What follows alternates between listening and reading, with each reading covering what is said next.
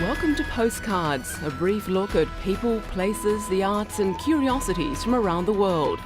On today's program, a festival of music, seafood and things maritime. Mucking about on boats at Europe's largest boat show. 100 Faces of the Century photographic exhibition. Specimens collected by Charles Darwin on display for the first time. And the Victoria and Albert Museum looks at its own history. But first up, from the traditional to the modern, London can claim to have it all. And for one weekend, there's a rare chance to look into the public buildings, offices, homes and gardens of the capital. London's Open House Weekend is a celebration of British architecture and design, and an opportunity to encourage people to look at their environment, their buildings, and to take back the streets of London for a weekend. This building itself is typical of the new architecture of London. It's the home of architects Paxton and Locker in Clerkenwell Green in London's East End.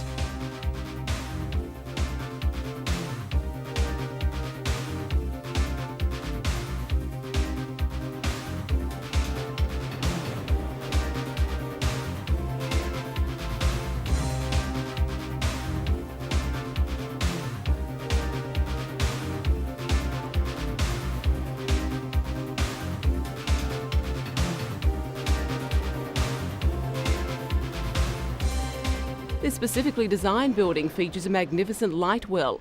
The whole building is a hymn to light and space in a confined area. The practice employs about 15 people. The reception area is impressive. The house and offices were built only 5 years ago. It's also a private home where the two architects live with their family.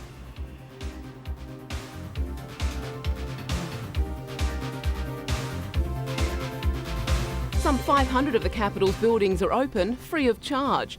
It's an opportunity to sample the hidden delights behind the public facade and discover a London that's full of surprises.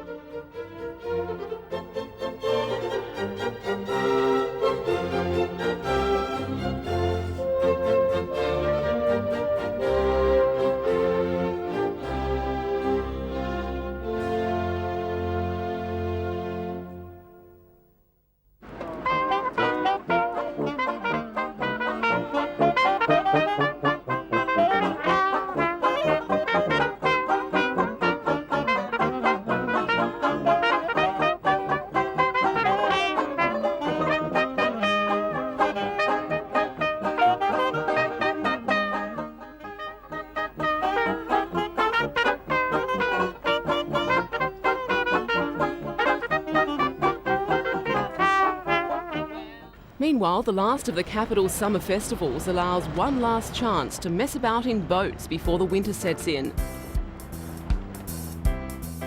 While Southampton and Earl's Court usually corner the market in British boating extravaganzas, London on Water claims to be just a bit more. A festival of seafood, music and all things maritime that emphasises London's waterways as a happening place.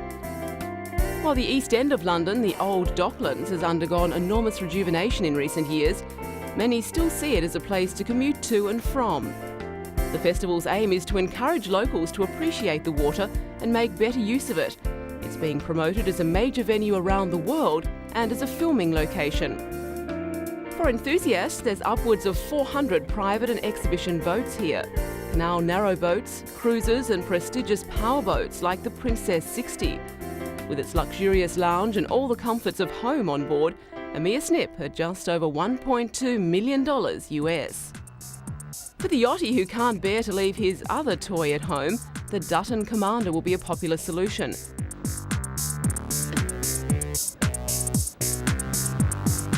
It's an amphibious car which can be driven on water. The corrosion-proof craft reaches speeds of up to 90 miles per hour on land and 8 miles an hour on water. London's Waterways has ambitious plans for new moorings, even a floating hotel for the area, making it the marina of the millennium. And for the real boating fanatic looking for a leisure or travel alternative, the Southampton Boat Show is the largest show of its kind in Europe and certainly one of the busiest. Here there's a boat to suit every pocket, from the latest luxury yacht costing a cool $3.2 million US to a $480 US inflatable.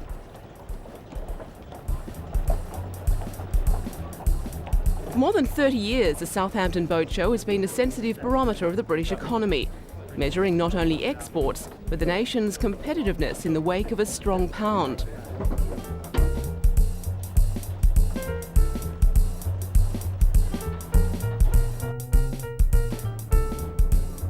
One manufacturer who's competed successfully in the world market is Sunseeker, based at Poole in Dorset. It specialises in luxury yachts, floating palaces dedicated to a champagne and caviar lifestyle.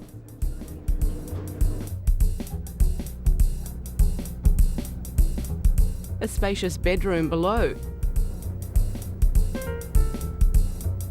and a jacuzzi on the upper deck are all included here. Britain is also a world leader in fast powerboat design and production. Fletcher from Staffordshire is one of the most successful in Europe. Their boats are made for British and European waters and are popular as sports boats. There's a relaxed feel to the Southampton show. The site covers more than 25 acres, with 800 craft from more than 600 exhibitors. And whether your interest is in sailing or powerboats, there's something for everyone, from accessories to rope tying demonstrations.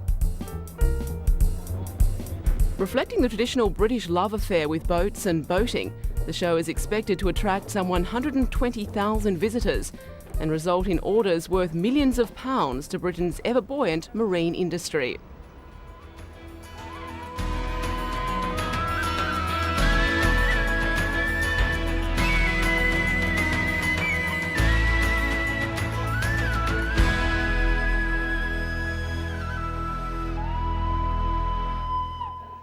Britain's National Portrait Gallery recently exhibited an ambitious project which boldly tried to encapsulate the 20th century in 100 photographic studies. 10 British celebrities, among them singer David Bowie, Professor Stephen Hawking and filmmaker David Putnam, sifted through thousands of images and whittled them down to a choice of just 10 each to best represent moments of importance to them since 1900. Lord Putnam's reflect the issue of tolerance in a multicultural society. He selected scenes from the arrival of Jamaican immigrants aboard the Windrush and images of British fascist leader Oswald Mosley, who was known for his rampant support for Adolf Hitler. Representing style and fashion for the millennium, designer Vivienne Westwood chose icons from the movie world, including her namesake Vivien Leigh and the more contemporary Eleanor Bonham Carter. Physicist Stephen Hawking said even though he didn't like some of her policies, he chose Margaret Thatcher because she had style. Paul Dirac, who discovered antimatter, and Francis Crick, who unravelled the structure of DNA, were also obvious choices for Hawking. The portraits often say something about the people who chose them, but there were some surprises. Broadcaster and journalist Trevor Phillips chose events impacting on large numbers of people, like Sinn Féin leader Michael Collins addressing a Dublin rally in 1922, England's 1966 Football World Cup victory, and Beatlemania. David Bowie chose an image of Sir John Logie Baird to represent the unfathomable importance of the Scots' most famous invention, television. His other choices include British comedian Max Wall and Irish playwright Samuel Beckett of Waiting for Godot fame. The impact of punk music was marked by two panellists. David Bowie chose a characteristic expression of the late Sid Vicious, and Vivienne Westwood remembered his fellow Sex Pistols band member Johnny Rotten. Interestingly, the exhibition suggests that our generation is probably most shaped by pin-ups, poets, playwrights and politicians. This tongue-in-cheek painting by stage actress Nicola McAuliffe is part of a special art auction arranged by British charity Help the Aged to celebrate the United Nations Year of the Older Person.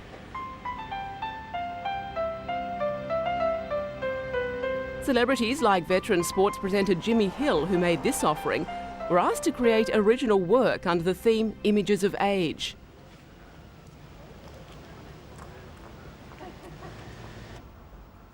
Some opted for a wry but light-hearted look at getting older, like these characters from the palette of This Is Your Life presenter Michael Aspel.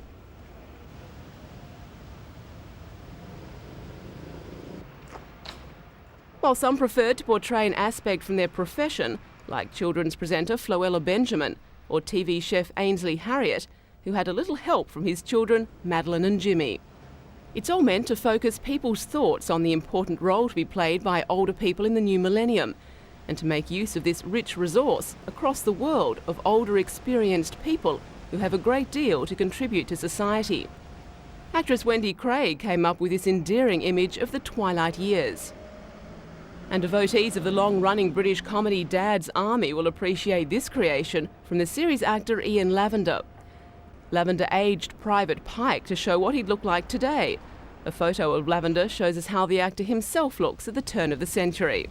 To honour the elderly on an international scale, people of all ages also took part in Walk the World, a series of special events arranged in 60 countries across the globe. The Sinking of the Titanic by the prize-winning novelist and part-time painter Beryl Bainbridge. Her work is just part of an exhibition showcasing the private daubings of politicians, eminent surgeons and scientists, writers and actors, even bankers. The exhibition, displaying the work of 26 artists, has been put together by the London School of Economics and Political Science.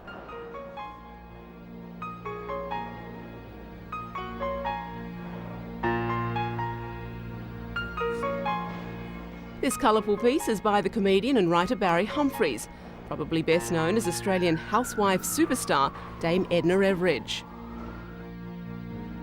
British Prime Minister Tony Blair is the subject of this photograph, one of several by the politician Lord Healey.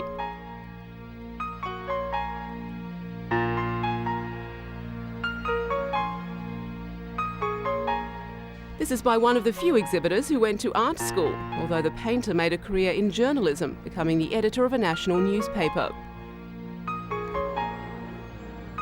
Internationally renowned theatre and opera director Jonathan Miller is currently preparing an individual exhibition of his collages.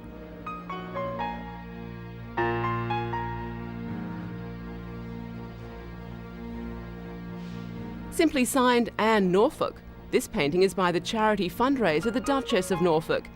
Her paintings have already raised considerable sums for the hospice movement in Britain. 50% of the proceeds from sales during the exhibition go to charity. The remainder goes to supporting art at the LSE.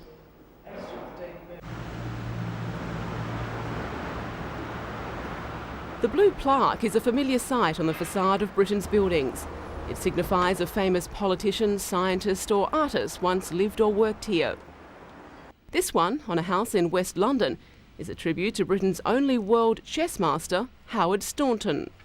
Staunton won against Saint-Amand in Paris in 1843. Saint-Amand was the French chess champion and was considered to be the world champion. Anyone who wanted to think themselves good in chess would have to beat him, and Staunton beat him convincingly.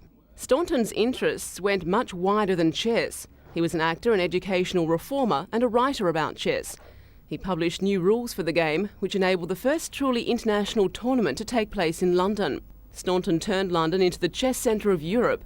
During the 19th century, Russian and German masters flocked to places like Simpson's on the Strand. Staunton's most lasting achievement, though, was to standardise the confusing array of chess figures into the distinctive knights, rooks and bishops familiar to chess players throughout the world today. He also had an eye to the future and played the first chess game electronically down a telegraph wire with the editor of the magazine he wrote for. A century and a quarter after Howard Staunton's death, his influence is still felt way beyond the confines of the world's chess-playing salons, where his name is familiar.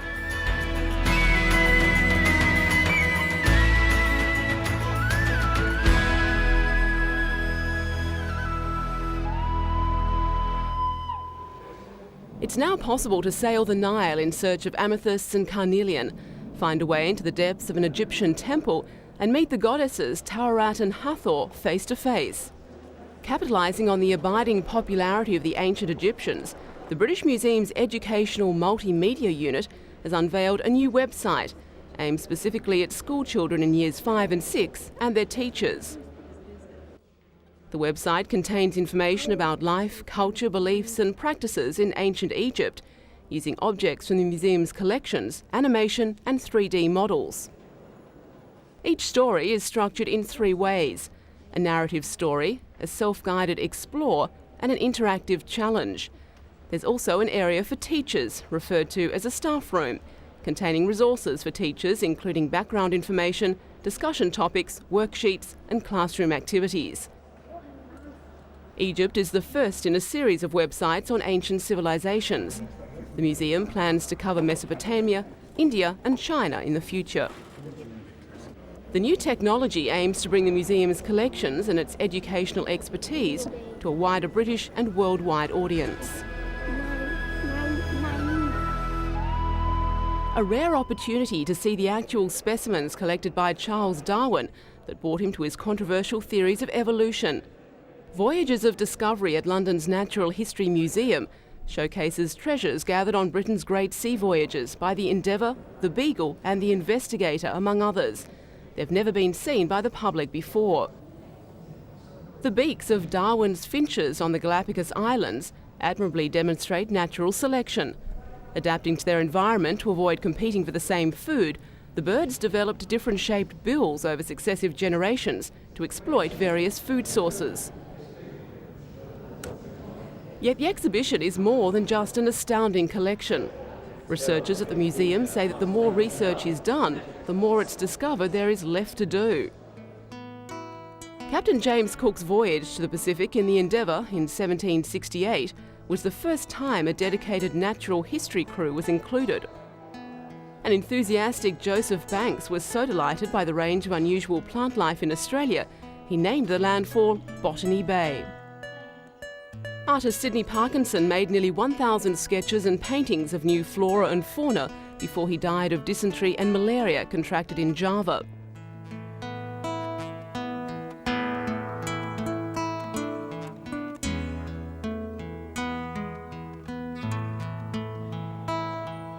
Banks' journal describes the first European sighting of a strange new animal, as large as a greyhound, of a mouse colour and very swift.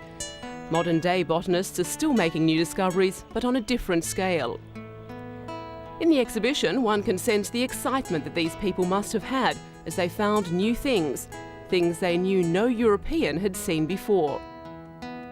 The documentation had to be pedantically correct in the days before photography, but it made for some very beautiful works of art. Sir Hans Sloane's cocoa plant from Jamaica in 1689 began Europe's fascination with chocolate. Sloane modified the West Indies' oily, bitter drink by boiling the beans in sugared milk and inventing the first chocolate drink. The importance of these precious artefacts, unique in themselves, lies in how they shape the understanding of the world as it was for the 17th century European mind. Is this your idea of how a museum should be? The great exhibition of 1851, which gave birth to the Victoria and Albert Museum. Or this: Queen Victoria would not be amused, but museums have changed and moved with the times to attract visitors, and the V&A is no exception. Instead of costumes being shown behind glass cases, leading British fashion designers display their creations on live models. Visitors can see beautifully dressed models walking through, for example, the sculpture court, giving a real sense of the relationship between contemporary design and historical artefacts. The sculpture, with its life-size images from the Renaissance, provides the perfect setting for the collision of old and new.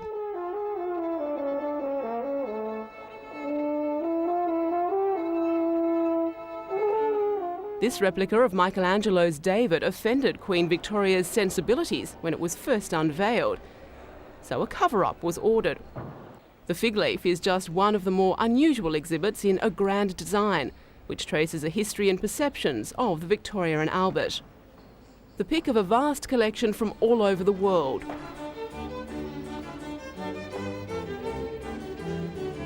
The Far East,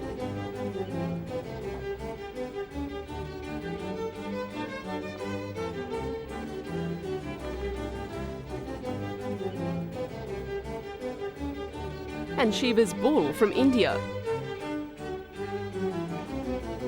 The museum is a guardian of the British national heritage. A Landseer is just one of the unexpected treasures. And there's some excellent English pottery like this porcelain tureen. One of the great Constable paintings, Salisbury Cathedral. The exhibition asks us what the museum is for and how it evolves. Right from the start, the museum was intended to attract a wide public.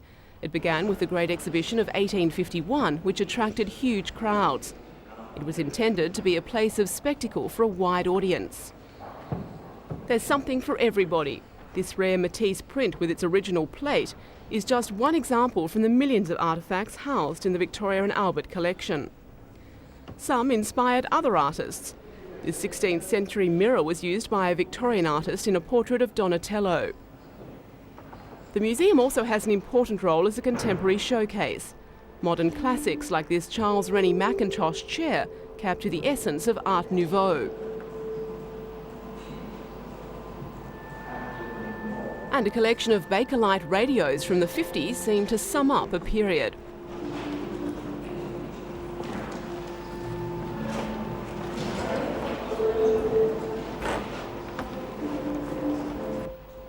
Above all, a museum is a changing institution. This multimedia installation looks towards the museum's future and its new spiral building. Fashion is both for display and a living exhibit. A grand design captures the roles of a great museum as an educator, treasure house, archive, guardian of the national heritage and contemporary patron. And that's all for today. Join us again next time for a postcard look at interesting people, places and the arts.